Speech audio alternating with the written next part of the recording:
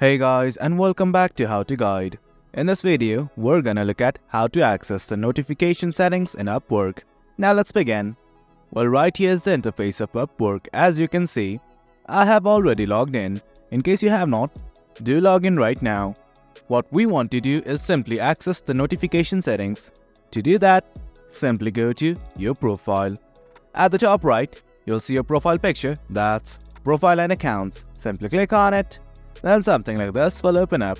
Well, right here, what we need to do is simply scroll down and go to Account Settings. The buttons just below Connects. Do note that you can buy Connects by clicking on this button right here that says Connects. But right now, I'm simply gonna click on Account Settings.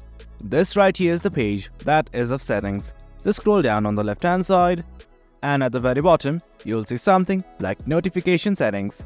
Click on it, then this will open up. And that is it guys, that's how you access the notification settings in Upwork. It's quite easy. Here's messages, email updates and tax settings. You can look around them and select the one of your choice. That's it guys, that's the gist of it. Hope you guys found this video informative, and for more content like this, do remember to hit like, share and subscribe. Your support fuels us. Until next time, thank you.